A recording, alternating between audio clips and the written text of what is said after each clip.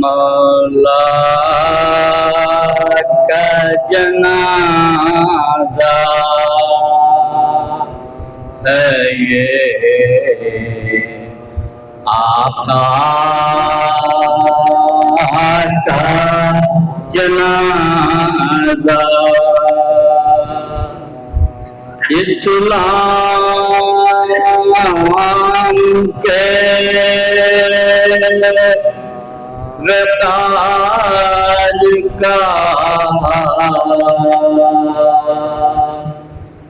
مولا کا جنازہ،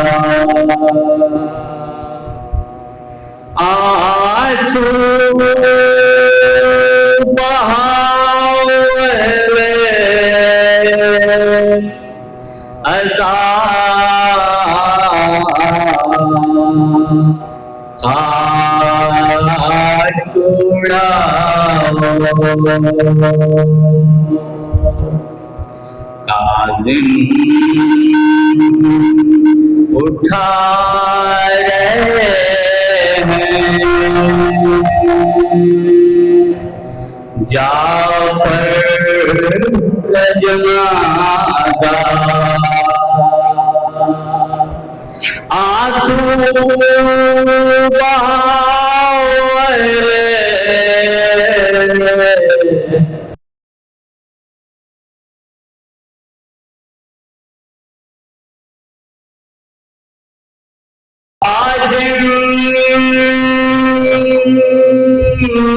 اٹھا رہے جعفر کا جنازہ، مولا کا جنازہ،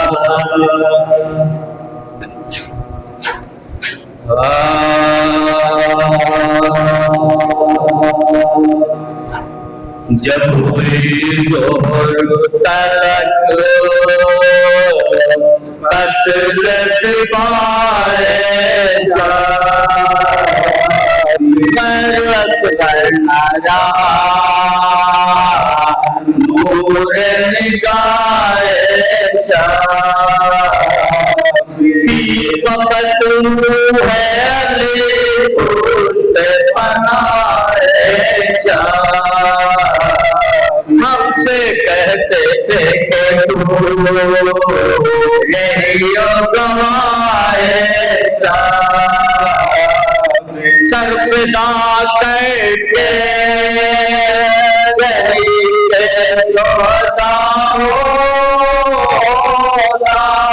آج میں تیری امانت سے ادا ہوتا، اپنا قاسم میرا باپ ہے نقص برباد، نالمدار سلامت ہے لشکر پاک، بھانجے ہیں نہ بھتیجے نہ برادر اب پتھر میرا باپ ہے اور قتل وصبے ہو میرا سر جدا ہو جائے، امانت سے بھی شابیر ادا ہو جائے، بات پہ میں سج میرا لشکر بھی فدا روح فدا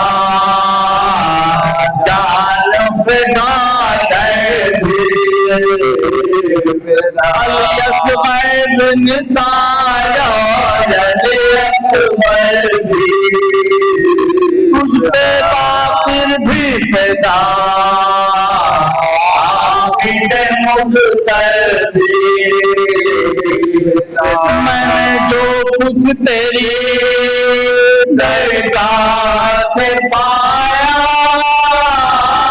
مولا، تیری راہ میں کچھ لٹایا مولا، کلیجے پہ دھرے ہاتھ پڑا ہے دلا وہ حسن کا دل، ایک پیارے کو قربان کیا گن گن، ضمانت میں خیانت نہ میرے میں دولت تھی جو ملکات نشین کو سونپے، مانت تیرے بندے نے زمین کو سونپی، بھولی تو تلک قتل سے پائے چاہی۔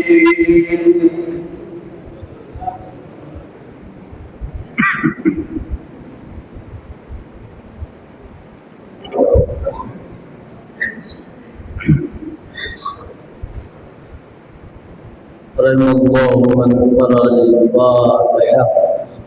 بسم اللہ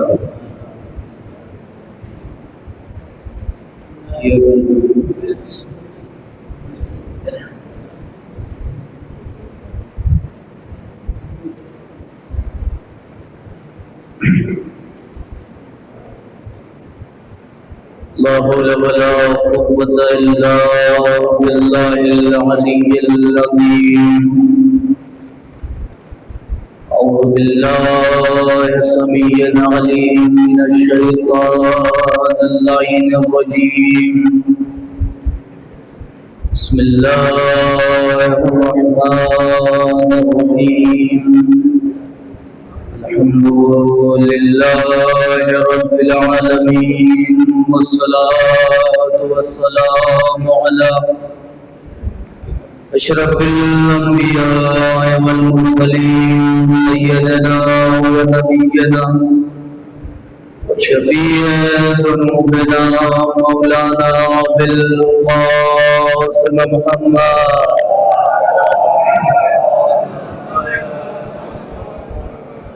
وعلى أهل بيته الطيبين الطاهرين المعصومين المظلومين، لعنة الله على أعدائهم أجمعين، أما بعد، فقد قال الله الحكيم في القرآن المجيد، بسم الله الرحمن الرحيم، تبارك الذي بيده الملك وهو على كل شيء قدير، الذي خلق الموت والحياة ليبلوكم أيكم أحسن عملا، الذي خلق 7 سماوات طباقا ما ترى في خلق الرحمن من تفاوت۔ صلوات پڑھے محمد وعلى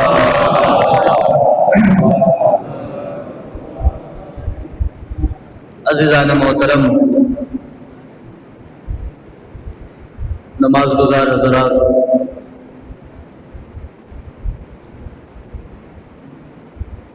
آج امام صادق آل محمد، امام جعفر الصادق علیہ السلام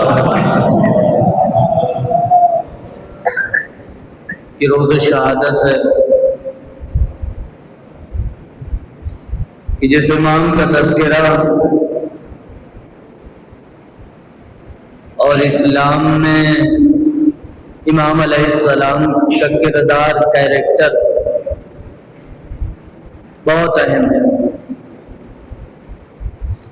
کیونکہ امام علیہ السلام نے جو کارنامے، بلکہ یہ کہوں جو شاہکار کارنامے انجام دیے اپنی دور امامت میں،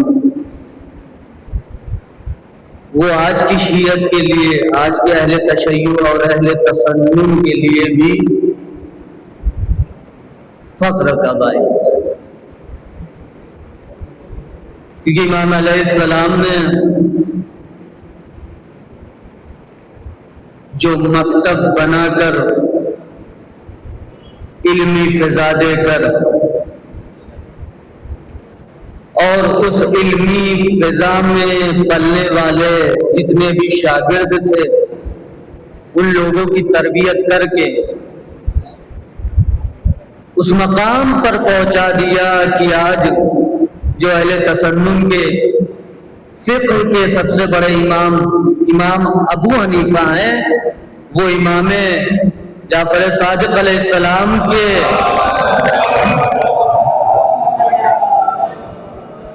امام صادق علیہ السلام کے مکتب کے شاگرد ہیں۔ تو اگر فقیہ ان کے یہاں کوئی فقہ کا امام بن جائے، اہل تسنن اس بات کا اقرار کرتے ہیں۔ امام ابو حنیفہ امام صادق علیہ السلام کے شاگرد ہیں اور انہی کے مکتب میں تربیت پا کر فقہ کے سب سے بڑے امام بن گئے۔ صرف ان جیسے شاگردوں کی تربیت امام نے نہیں کی، بلکہ سب سے بڑے کیمیاء دان جسے فادر آف کیمسٹری کہا جاتا ہے جناب جابر بن حیان، ان کی بھی تربیت کی اور امام کے در کے وہ شاگرد تھے۔ امام علیہ السلام کے پاس تمام علوم تھے اور اپنے شاگردوں میں امام نے علوم کو منتقل بھی کیا۔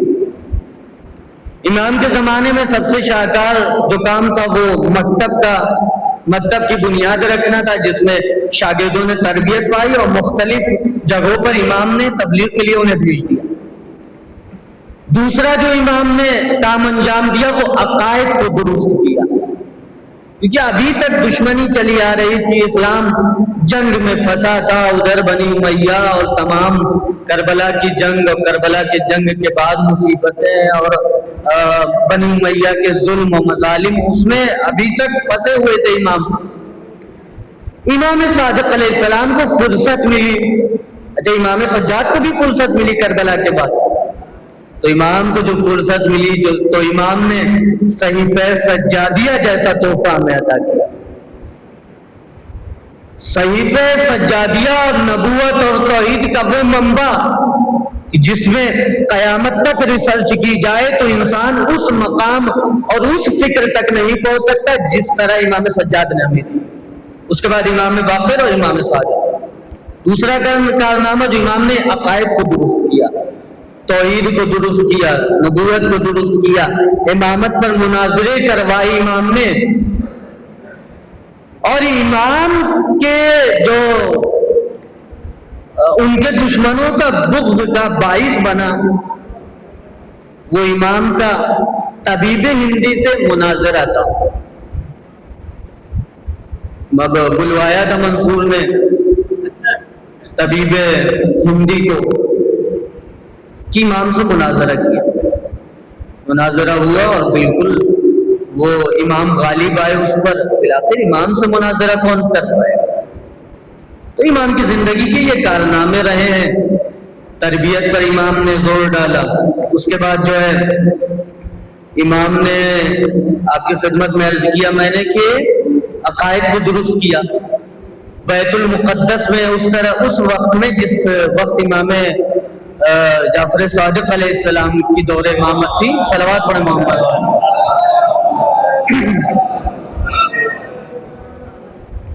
بیت المقدس جیسے فلسطین کا ایک مرکز ہے اور بہت صرف اسلام کے لیے وہ سب سے قیمتی جگہ اور دینی جگہ نہیں ہے، بلکہ عیسائیت کے لیے، یہودیت کے لیے وہ بہت ہی زیادہ اس جگہ کی اہمیت وہ اپنے دل میں رکھتے ہیں اور بہت زیادہ احترام کرتے ہیں۔ بیت المقدس جہاں سے رسول معراج پر گئے، بیت المقدس وہ جگہ ہے کہ انبیاء کرام کا مرکز جہاں پر رہا ہے، جناب عیسیٰ ہوئے، جناب موسیٰ ہوئے، بنی اسرائیل کے تمام انبیاء ہوئے۔ بیت المقدس وہ جگہ ہے جس جگہ پر مسلمان کا سب سے پہلا قبلہ بیت المقدس ہی تھا، یہ 2 ہجری میں یہ قبلہ بدلا گیا ہے، سن 2 ہجری میں، یعنی 2 ہجری کب ہوئی؟ یعنی جنگ احد کے بعد، جنگ بدر کے بعد یہ قبلہ بدل دیا گیا کہ ظہر کی نماز ادا کی رسول نے، اس کے بعد حکم ہوا کہ یا رسول اللہ بدل دیجیے، قبلہ رخ کر دے، کیونکہ یہ یہودی اور عیسائی کہنے لگے کہ تمہارا اسلام، تم جو دین لے کر آئے ہو اس کی فضیلت کیا ہے، تم تو ہمارے قبلہ کی طرف نماز پڑھ رہے ہو۔ اگر یہ اعتراض یہودیوں کا، عیسائیوں کا نہ ہوتا تو ابھی تک ہمارا قبلہ بیت المقدس ہوتا، کعبہ نہیں ہوتا۔ اعتراض کے بعد بدلا گیا ہے، آیات نازل ہوئی ہے۔ تو عزیزان محترم، امام صادق علیہ السلام کہ آپ جناب ابراہیم علیہ السلام کے بارے میں سنتے ہیں، صلوات پڑھیں محمد والے محمد۔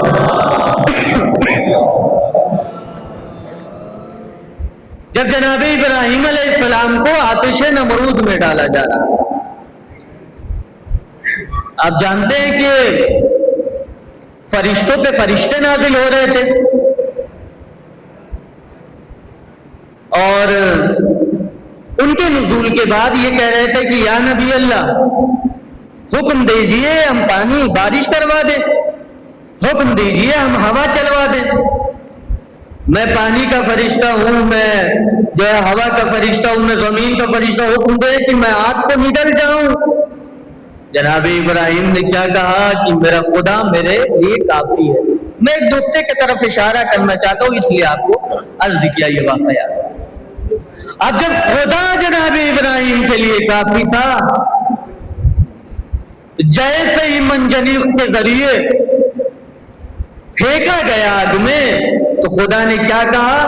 یا نارو کونی بردن و سلامن علی ابراہیم، اے آگ ٹھنڈی ہو جا ابراہیم پر سلامتی کے ساتھ۔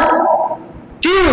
کیونکہ ابراہیم نے غیر اللہ سے مدد نہیں مانگی، وسیلہ اور مدد خدا کو قرار دیا ہے، تو خدا جس پر سلامتی بھیجتا ہے آگ اسے جلاتی نہیں ہے، آگ اس کے لیے گلزار بن جاتی ہے۔ صلوات پڑھیں محمد والے محمد۔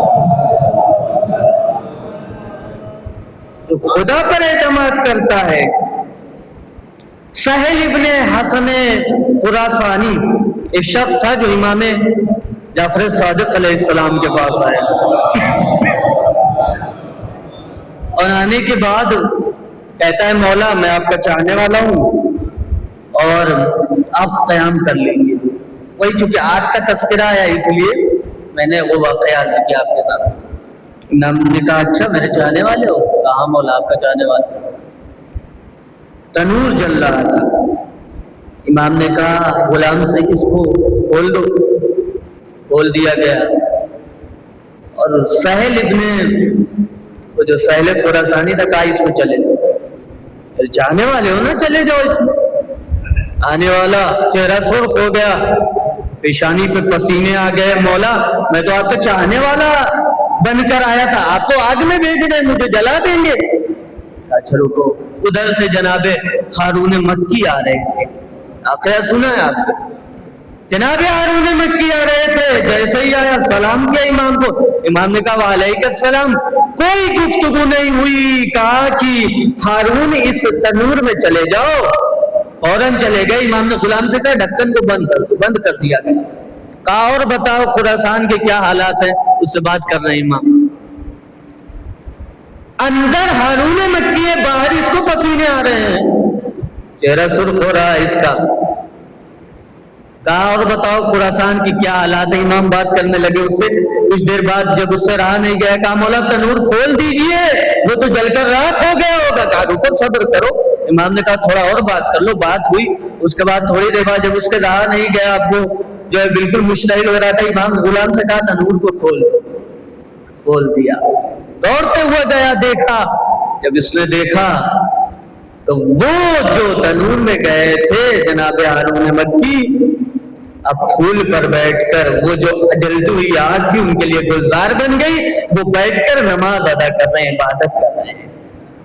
عزیزان محترم، آتے ہوئے امام کو سلام کیا تھا، امام نے جواب سلام دیا تھا، تو امام جس پر سلام بھیجتے ہیں آگ اسے جلاتی نہیں ہے، آگ اس کے لیے گلزار بن جاتی ہے۔ صلوات پڑھے محمد وعلی محمد۔ امام نے کہا جس دن ان جیسے ہارون جیسے 5 لوگ ہو جائے نا، میں قیام کر لوں گا، میں جنگ کے لیے نکل جاؤں گا۔ امام تو 5 کی بات کر رہے تھے، امام زمانہ کو 313 کی ہارون جیسے کی ضرورت ہے۔ پھر ہم دعویٰ کریں کہ مولا آ جائیے، اور اتنے بڑے بڑے علماء اور مرجع ہیں، امام کیوں نہیں ظہور فرما رہے؟ امام کو ہارون مکی جیسے 313 افراد چاہیے جو اف نہ کرے، بالکل منہ سے نکلا اور امام کی اطاعت پر آ جائے۔ عزیزان محترم، ایک شخص، بس ایک چھوٹا سا واقعہ اور مصائب کی طرف بہت ہی مختصر گفتگو کرتے ہوئے اپنے، کہ ایک شخص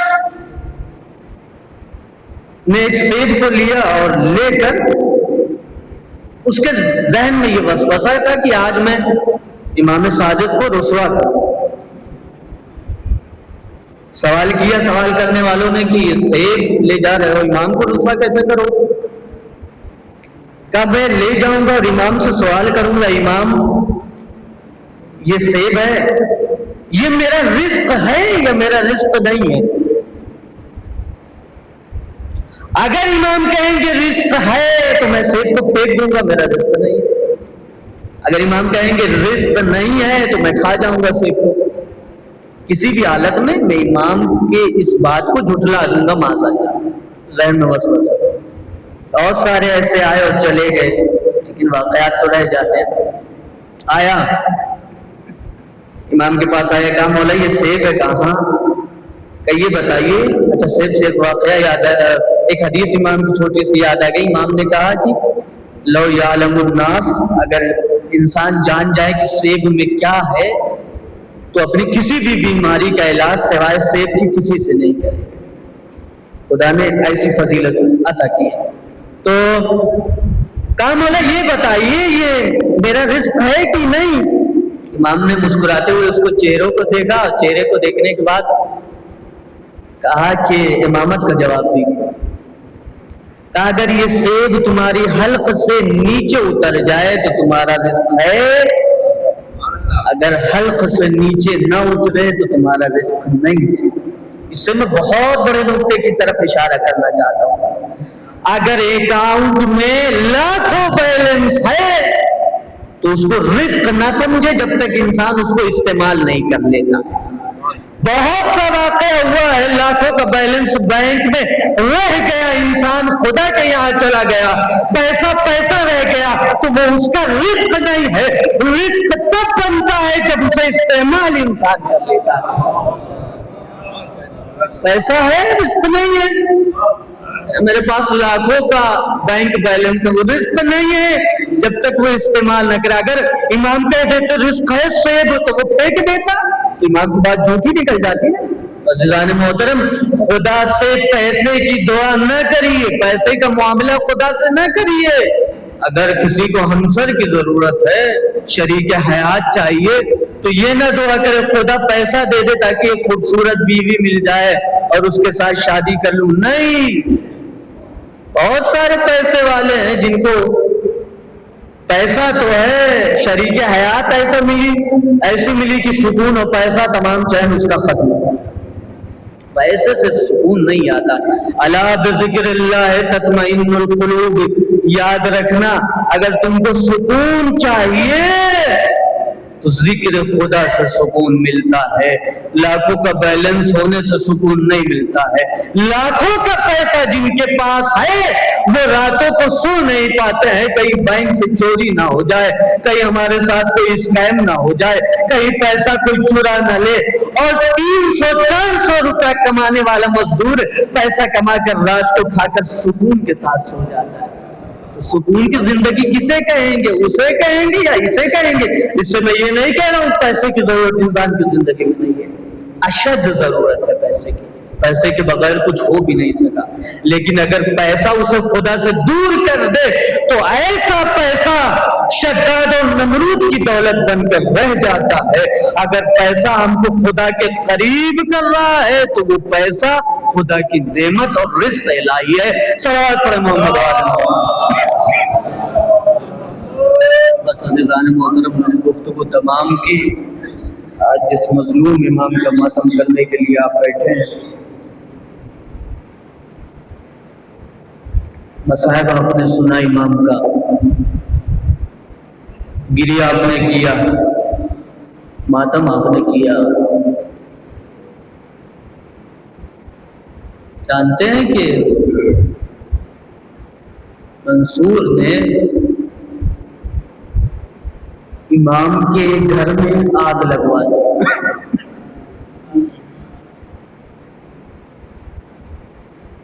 آگ لگوانے کے بعد غلام اور جتنے بھی کنیزیں تھے سب پانی کے لیے دوڑ رہے، کسی طرح پانی سے آگ کو بجھا دیا۔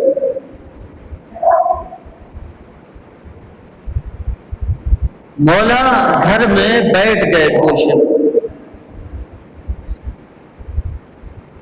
بیٹھنے کے بعد غلام اور کنیزوں نے کہا، مولا گھر میں آگ لگی ہے، بیویاں چادر لے کر ادھر سے ادھر جا رہی ہیں، مولا آپ بیٹھے ہیں سکون سے۔ غلاموں سے روتے ہوئے امام صادق نے کہا، مجھے ایک منظر یاد آ گیا۔ مولا کون سا منظر یاد آ گیا؟ مجھے شام غریبہ یاد آ گئی، وہ شام غریبہ جہاں خیام چل رہے تھے، بیویوں کی چادر چل رہی تھی، بیویاں ایک خیمے سے دوسرے خیمے میں جا رہی تھی، زینب چلتے ہوئے خیمے سے بچوں کو نکال رہی تھی، آئے تم پانی سے آگ کو بجھا رہے ہو۔ شام غریبہ خیام اتیلی میں پانی بھی موجود نہیں تھا۔ آزادارو مرحلہ تھا کہ جب امام کو کربلا یاد آ گئی۔ آزادارو آپ جانتے ہیں کہ عاشور کا دن تھا، ایک شاعر امام کا جانے والا امام کے پاس آتا ہے اور کہتا ہے، مولا آپ گریہ کیوں کر رہے ہیں؟ اس نے کہا کہ میرے جانے والے، حکومت کی طرف سے اعلان تو نہیں ہوا لیکن آج عاشور کا دن ہے، تم شاعر ہو نا؟ ہاں مولا شاعر ہوں۔ تم میرے جد کے بارے میں کوئی شاعری لکھی ہے؟ ہاں شاعری لکھی ہے۔ کہا مجھے سناؤ۔ بیٹھ گیا وہ سنانے کے لیے۔ امام نے کہا رکو، ٹھہر جاؤ۔ پردہ امام نے کھینچوا دیا کہ پردہ کھینچا جائے، پردہ لگا دیا گیا۔ امام کی ماں جناب ام فروہ پردے کے پیچھے بیٹھ گئی۔ پردے کے پیچھے بیٹھنے کے بعد ایک مرتبہ کہا، شاعر اب تم مصائب پڑھو۔ جب مصائب پڑھنے لگا نا وہ شاعر، امام کا مصائب پڑھ رہا ہے۔ کربلا میں امام کو قتل کیا گیا، کربلا میں حسین کو مارا گیا، زاروں قطار بیویاں رونے لگی۔ امام کی ماں کی آواز بلند ہوئی نا، ویسے ہی وہ شاعر رک گیا۔ مولا نے کہا کیوں رک گئے؟ تو ایک مرتبہ امام کی ماں کا وہ رشتہ دار تھا، ایک مرتبہ جناب ام فروہ سے مخاطب ہو کر کہہ رہا ہے، اے بی بی اگر آپ رو رہی ہیں تو آپ کو دلاسا دینے کے لیے آپ کا بیٹا موجود ہے، لیکن آئے کربلا زینب کبریٰ ام لیلا ام رباب ردائے چھین لی گئی۔ اگر بیویاں روتی تھی، کوئی تازیانے مارتا تھا، کوئی تماچے مارتا تھا، کوئی اذیتیں دیتا تھا۔ آزادارو امام کو اس طرح زہر دیا گیا کہ ایک مرتبہ کچھ سادات، حسنی سادات کو قید کر لیا گیا۔ قید کرنے کے بعد امام ان کو بچانے کے لیے آگے بڑھے۔ روایت ملتی ہے، بہت ساری روایتیں ہیں، اس میں ایک روایت یہ ہے کہ جب حسنی سادات کو مدینے میں امام بچانے کے لیے بڑھے پڑھنے کے بعد جب کہہ رہے امام کہ ان کو قتل نہ کرو، ان کو نہ مارو، تو ایک ظالم نے بڑھ کر امام کو تازیانے مارنا شروع کیا، تازیانے مارنا شروع کیا۔ اسی اثنا میں ایک ظالم نے زہر سے بھرا تازیانہ امام کو مارا۔ جیسے ہی امام کے بدن میں وہ تازیانہ لگا، امام کے بدن میں زہر سرایت کر گیا۔ اب میرے مولا کی حالت بگڑنے لگی۔ جب امام بستر پر آئے، ساتھ میں امام آئے، امام نے وصیتیں کی، اس دنیا سے رخصت ہوئے۔ امام نے امام کو غسل دیا، امام نے امام کو جنازہ پڑھائی۔ میں کہوں گا مولا آپ نے اپنے بابا کو غسل دیا، نماز جنازہ پڑھائے، لیکن آئے کربلا میرا چاہتا امام باپ کا لاشا بے گورو دفن پڑا رہا۔ امام سجاد اللہ لعنت اللہ علی قوم الظالمین۔